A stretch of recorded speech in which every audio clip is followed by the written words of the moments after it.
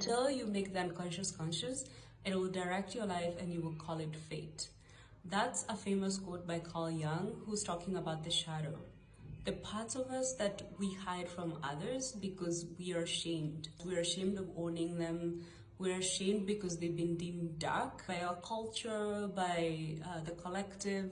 They're deemed dark. So therefore, we don't want it to be known that we have those parts within us, right? But in reality, we are actually only ashamed of those parts because we ourselves judge ourselves for having those parts within us, right? But all of us have the shadow. Like, no single person just has the light and doesn't have shadow.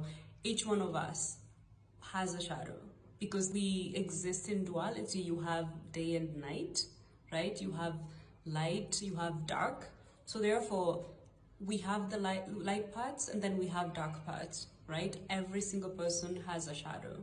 When you don't see those parts of you and when you don't embrace them and acknowledge that they exist within you, they actually leak out. They start leaking in the way that you relate with people, in your relationships, in your different dynamics at work.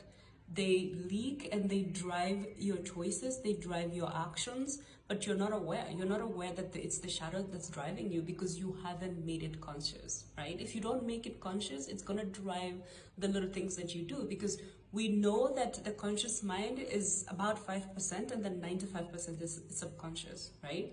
So if something is not conscious, you're not gonna be aware or acting a certain way, not knowing that it's the shadow that's really a driving force.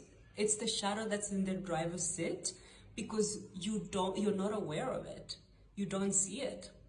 And the only way that you can start actually showing up the way you want to show, the only way you can be the best version of yourself is making the unconscious conscious. Looking at those parts that you're ashamed of, looking at them and not denying them, but looking at them and then shining a light on them, embracing them as part of you.